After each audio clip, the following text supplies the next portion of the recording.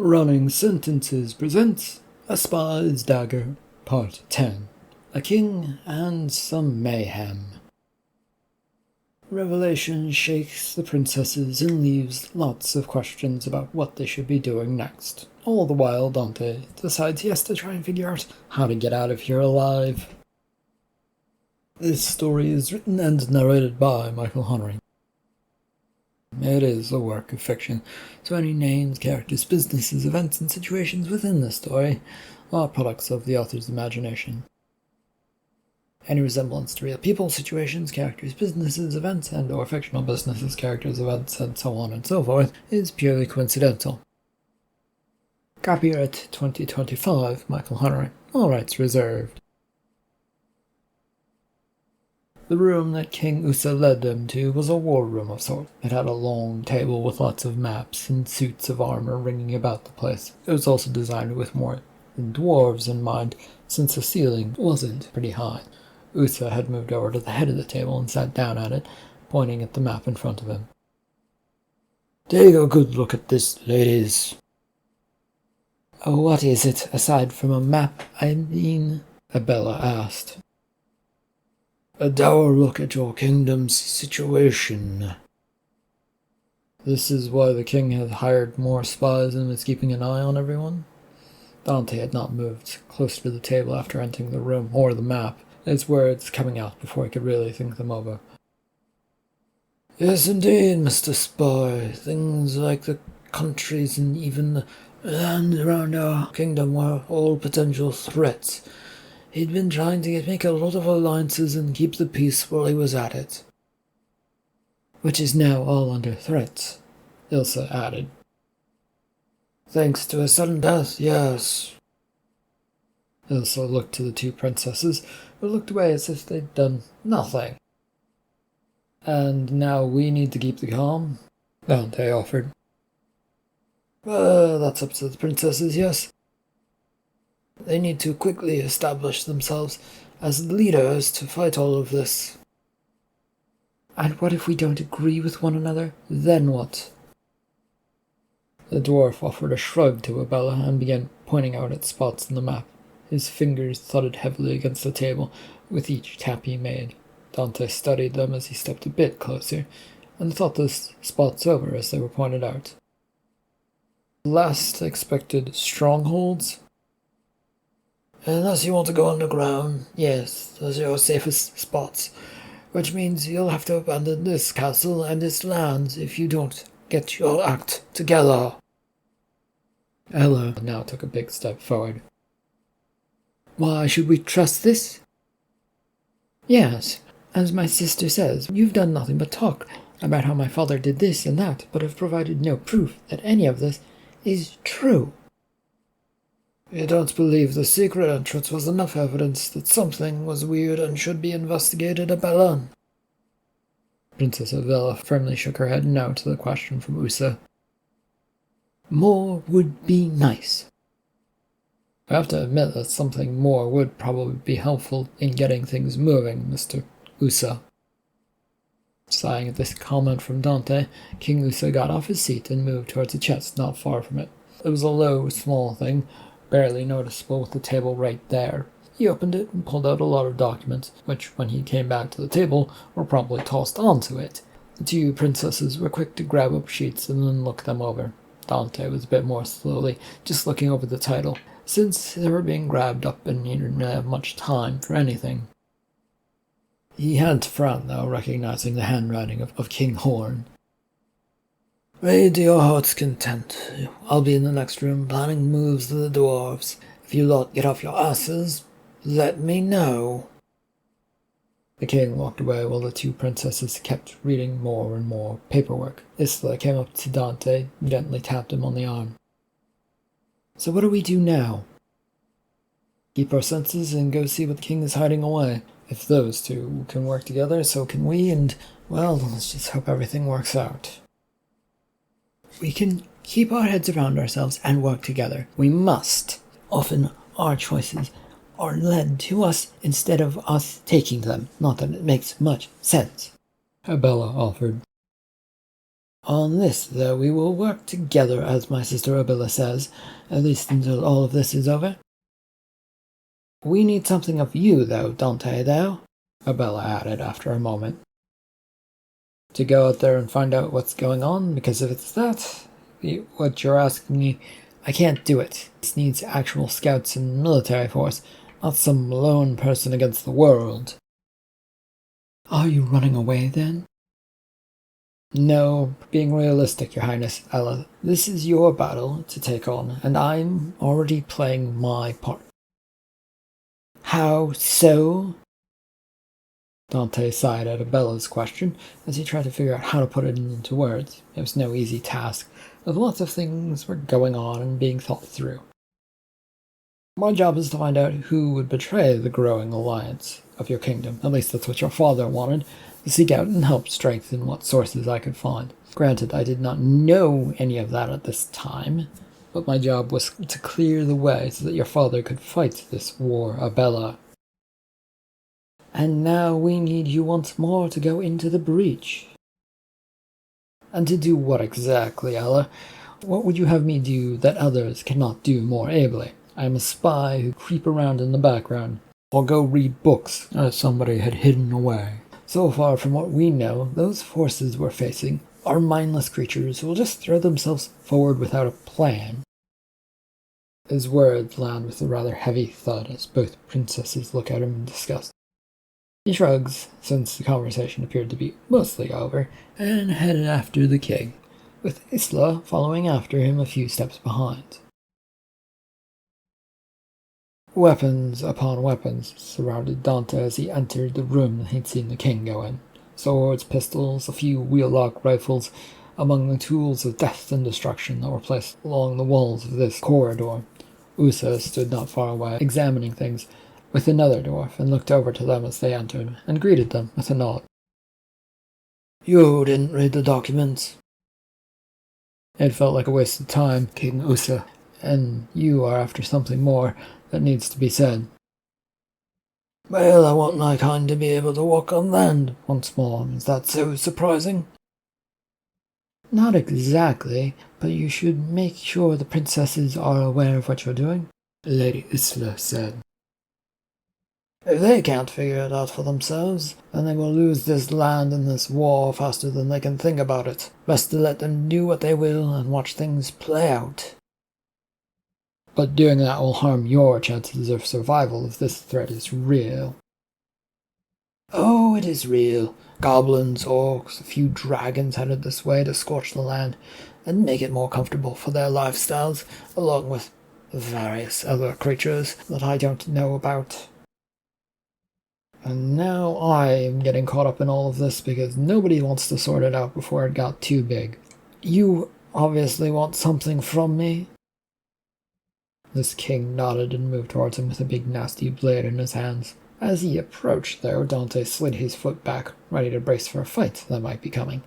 The man didn't have that sort of look to him that he was ready to fight, but all it took was a sudden flick of a weapon and things got ugly really quickly.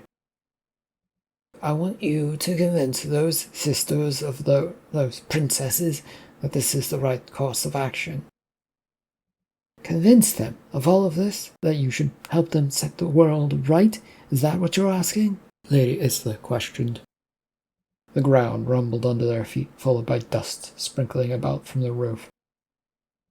Our enemies have arrived, and I have to go fight. You have your job. Just like that. Are you going out back the way you came? Isla said. There's another way out of here that I will take. You should return to the way you came. Less problems for you that way. With that, he quickly turned, leaving them alone. Right as the sisters came in, they saw the retreating dwarf and his dwarf friends, then turned to Dante. What is going on? Well, Princess Ella, the king is going off to fight, and you two should prepare to do the same. But that's the army's job, Abella declared. Yes, it is, but an army without a leader, or two, is in danger of being nothing, Abella. And if someone else were to step up in need, then they could easily claim that, they have the right to lead more than you two do, Isla added. Well, what do you recommend then? Abella, get some armor, weapons, dress yourself for war against an enemy, Dante told her. That's easier said than done. We've never gotten a chance to lead or really practice our swordsmanship. You have Captain Henry, Ella, and Abella, I'm sure you have many capable people to help you out. You're not expected to lead from the front, but it would be stupid if you didn't willingly fight near them. But they simply won't follow us, Abella protested. Shaking his head, Dante headed towards the door. Until you try, Abella, you don't know that. Get some armor, get some weapons, and let's go. Well, why should we follow you? You aren't, Ella. You're going back to your people to help them. He grabbed a short sword off of the rack of weapons, held it up for a moment, then placed it against his shoulder as he walked out of the room. It took them all a while to get all the way back to the prison cell. A few questions were asked by the princesses, but Dante had mostly ignored them, aside from a few grunts of affirmative or negative. Now that they were back in the cell, though, it was time to talk. I'm sure you ladies have plenty of more questions to bother me with. Yes, we do. It is, however, far more important to go see what you're fighting, Ella, and then to arrange your forces and to figure out what you have to do, like retreat or fight here. The sound of footsteps brought their attention to the cell doors as Captain Henry appeared, out of breath. The concern on his face was easily showing. My lady, there is a dragon, and is attacking the city and causing much mayhem. Yes, I heard about it, Princess Ella said. How did you hear about it? Henry said with a bow to her.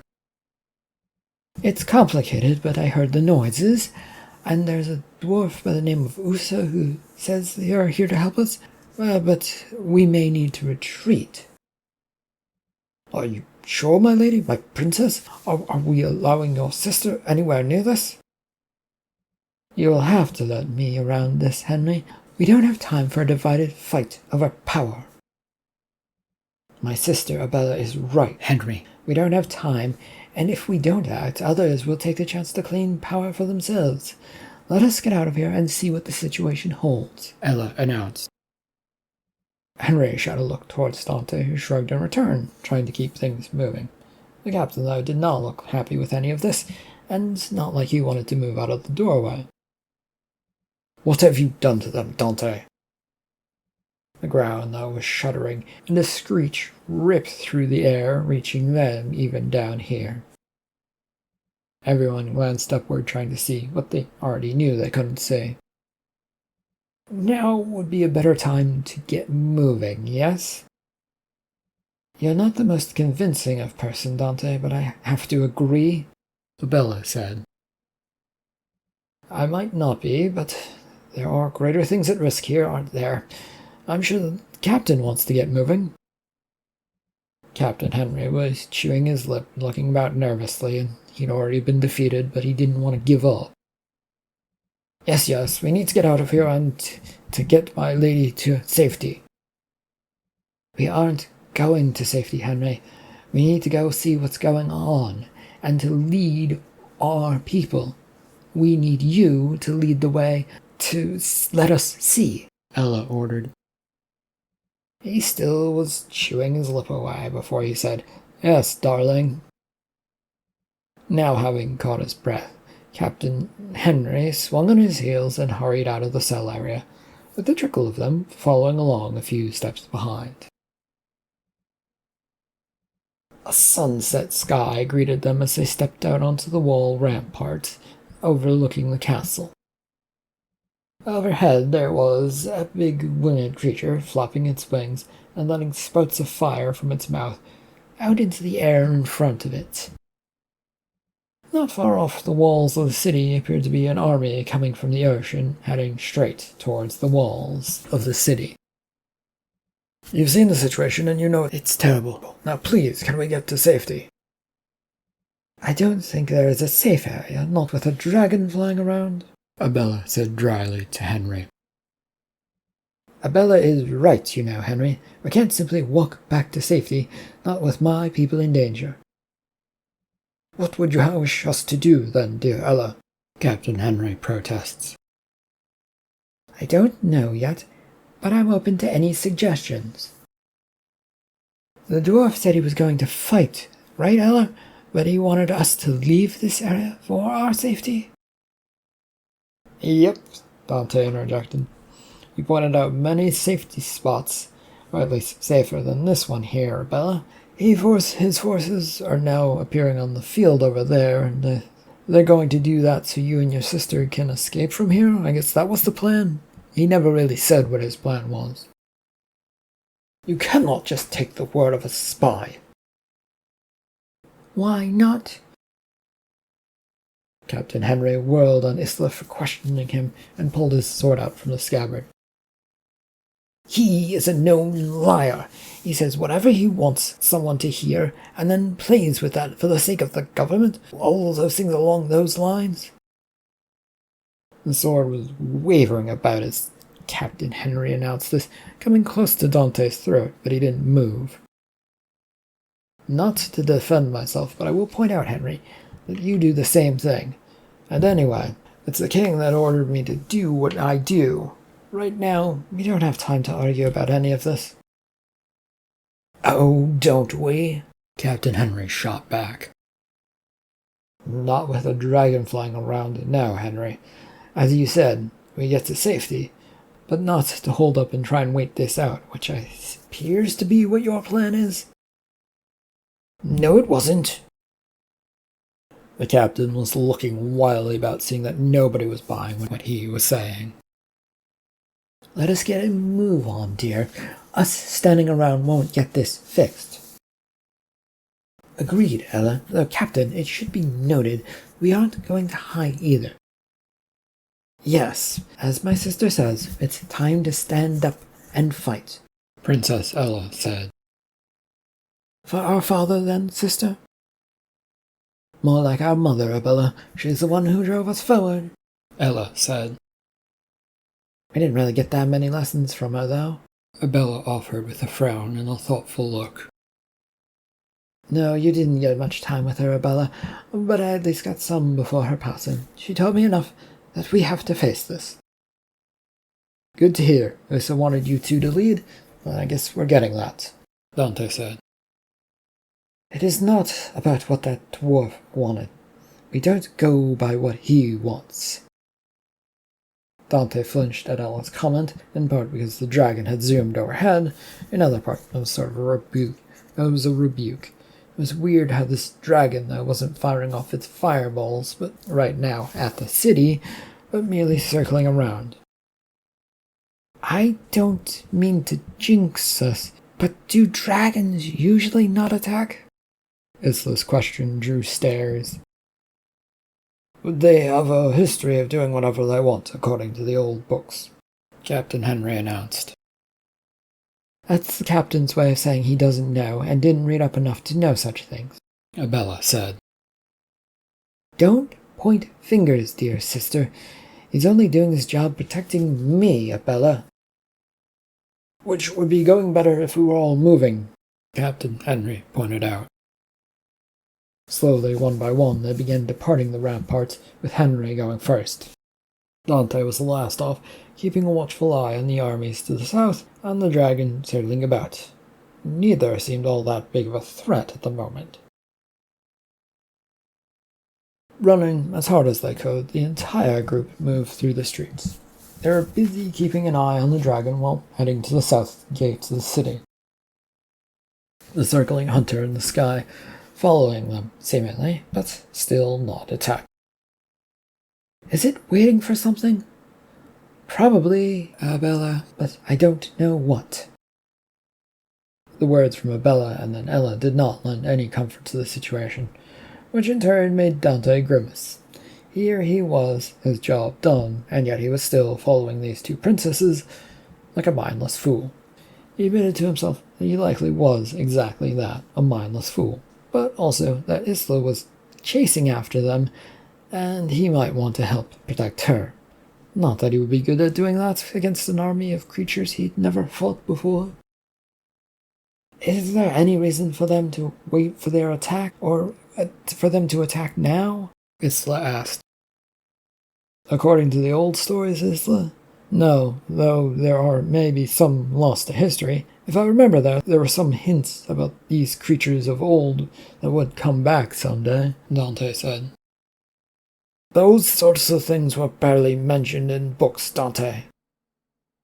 And it's something to go off of, though, Captain Henry. And I don't think all of us should be running towards this fight. Several soldiers had joined them in their hurry to get to the gate, and were now surrounding them and pushing the way forward past the citizens, all trying to flee the other way. It only made sense for people to fracture off and do more good elsewhere, which is why Dante had presented the idea. Are you running away, Dante? No, Henry. I'm saying my skills are better used elsewhere, and getting more information from hidden away books. Father did have a lot of books, Abella said. Yes, ones he told us not to read because they would give us nightmares, if I remember correctly, Abella. You do, though we both snuck in and looked through most of them, and they were really actually quite boring, and they went over the history of the world, Abella said, and then Ella added, Not for children, but they vanished shortly after we got a hold of them, didn't they? To which her sister Abella nodded yes. Perfect mission for me, then. It will help you out by getting information on all of this. A win-win, Dante offered. I don't trust this, Your Highness, Captain Henry complained. Their sort of run had slowed a bit as Ella looked behind her to ask Dante, You know where the books are? A decent idea of where they are, yes, Princess Ella. Take 2 guards with you, then, so you just can't run away off into the distance on us, Abella said before her sister could. And Isla, just have an extra set of hands? Can I have her, Abella? The 2 princesses both nodded as Dante slowed along with Isla. 2 soldiers randomly stopped beside them. All 3 looked to see what he would do next. You know where these books are? A good idea, yes. Not positive, but it is better than charging at an enemy who is going to swat me away fairly easily. Isla.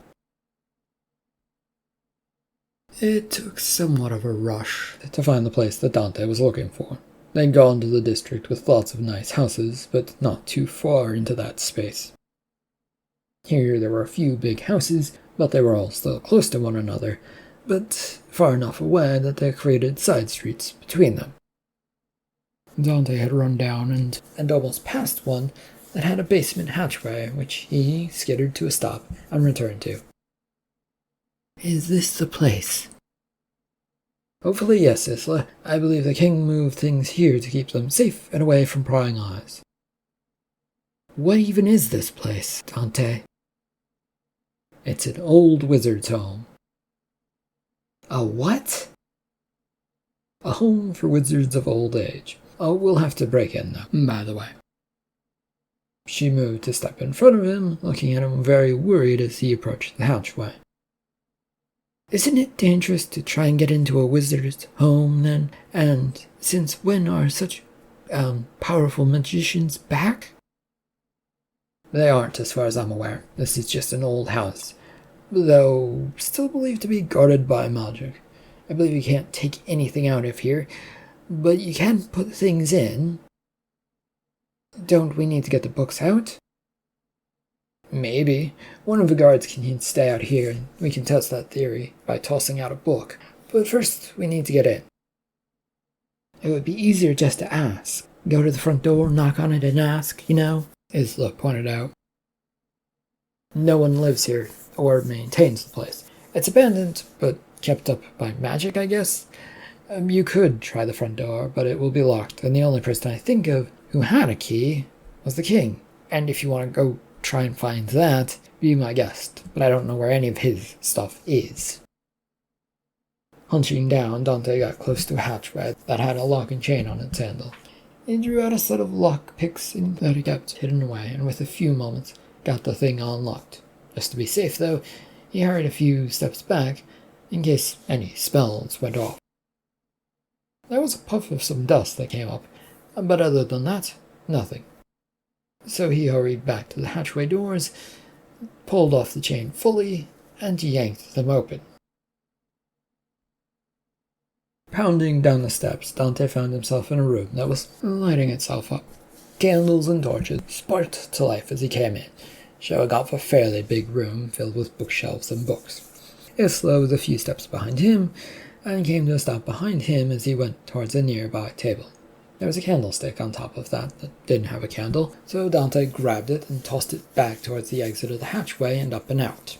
A flare of an invisible shield blossomed as the item smashed into it, sending it flying back the way it came. With quick steps, Dante got out of the way. Okay, so that's confirmed that nothing will leave here if you've been put in here. What does that mean for us? I think we can leave if that's what you're asking, but we can't take anything else, aside from knowledge, out. Great, so what now? Isla asked. Do you know where these potential history books might be? He pointed off towards the back of the room. Over there, likely. Other guard, you can join us down here if you want to stay up there. The quick, heavy steps of the guard coming down made them all look at them as they appeared, a scared expression on their face, so that things probably weren't going well out there.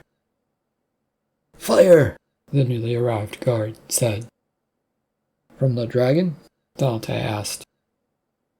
The whole place is lit up. No idea if it was the dragon or I heard no noise, but fire suddenly sparked in the distance. Well, that's not good. We need to move and figure out what's going on with these books, and what's in them. That might help us out. Already ahead of you. Isla had hurried a few steps towards the books that Dante had pointed out. Come on, guards. Your help would be appreciated as well, and it would cover what we need to learn faster. Anything on orcs, goblins, dragons, or creatures you've never heard about would be great to learn about. The group entirely rushed back to the back of the room as heat began to spill in through the hatchway. There were no flames or redness coming from it yet, but it felt like it could appear at any second. Will the magic around this place keep the fire out there? No clue, but I would bet on no. Are we looking for anything specific? The other guard who had been with them spoke up. Books or stories on creatures, Dante said again. Now at the back of the room, they each grabbed a book from nearby bookshelves and looked it over, and turned a few pages before discarding it. Many, many books were tossed aside before Isla cleared her throat. I got something, Isla announced. Go to the side and read all you can on it. The rest of us will keep searching, Dante said. I could just read it out loud while you search. Wouldn't that be better? Okay, do what you wish. A swish of flames burst past the hatchway, which sent a crashing noise into the room, and they all looked that way. Nothing had caught fire in here, but it did draw their attention and worry. I think I should read rather quickly. Yeah, read like your life depends on it, because right now, it does. She glowered at him for saying what was obvious and began reading.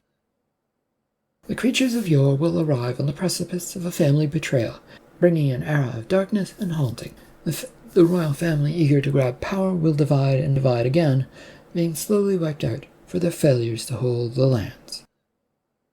Does it say why or who? Not really, no. It keeps harping on about the end times and how it's caused by those seeking powers. I found something, the guard who'd informed them about the fire said. What is it then? Dante asked them. It says creatures will fight to the last one, and the only way out of this is to kill them all. That fact wasn't exactly helpful from the guard, and Dante felt his shoulders thumping. No easy answers, and going to tell the princesses that wasn't going to be helpful either. So what to do? Alright, keep looking for now. Shouldn't we be thinking about escape? Isla's question was followed by her pointing out the hatchway. Flames, smoke, and bright orange light dominated the view from what Dante could see. It wouldn't be an easy or pretty way to go out. You think we can still escape that way? If we rush, yes, Dante. We just need a few more minutes, then we move on. It's better to be sure. Not that long ago, you seemed like you wanted to get as far away from this as possible. He nodded yes to Isla. I would like that, yes, but if we don't do something, then these creatures wipe out the entirety of civilization. Yeah, that's not going to sit well with me, having been unable to do anything. A fair point. Back to looking for a few more minutes, I guess. It is very hot in here, though. She found herself with a book in her hand as she came back over. Dante picked up another book, searching through a few more, but finding nothing that would give him a great solution to the problem at hand. Sir, I think it's about time that we should leave, the male guard requested as the female one shook her head yes. Yes, you two can go. Find the princesses and tell them all the information we found. It won't help, but maybe it will. With nary a word, the two guards sprinted to the hatchway and rushed up it. They went disappearing into the flames, heat, and fire that now presented themselves. Dante and Isla had approached but not done the same thing. Is there a reason you're holding my arm to stop me from running up and away from here? Isla asked. I wanted to make sure we didn't hear the screams of agony of them running through fire and flames. You're really not sounding exactly like you're positive about any of this. Just came to me. I don't know, I just don't want to rush into a situation right now. I feel like not waiting around is a better solution than waiting around, Isla offered. Potentially, but the fire and flames could die down at any minute if they run out of fuel. Maybe Dragon's fire only lasts for so long? She gave him a dubious look, which he let out a breath of air of frustration, then turned, kissed her on the lips, and grabbed her hand to squeeze it. Then back to the hatchway. Shall we run, love? Yeah, now's the time to run. Both moved as quickly as they could towards the exit with the flames and heat, proving to be a lot more than they were expecting. Despite it being the night time, everything was well lit when they emerged. Buildings all around were on fire, including the one that they just exited. Somewhere above them was a screeching that was ripping through the air as the dragon kept going round and round in its circles around the city. Dante put up his arm and his hand in front of his face so that he could see through this bright, hot mess. Where do we go from here? Isla asked. I don't know. A piece of fiery rubble collapsed from a building somewhere that was now at their backs as they turned to look towards that main street. Both then turned to see that part of the side street was cut off, unless Dante realized they could both decide to go over that stuff. Shall we go the other way, I guess? He asked. She squeezed his hand, and then he squeezed hers back and bolted towards the main road. More timbers and buildings collapsing behind them and around them as they ran. End of Part 10 and the end of A Spy's Dagger. Thank you for listening.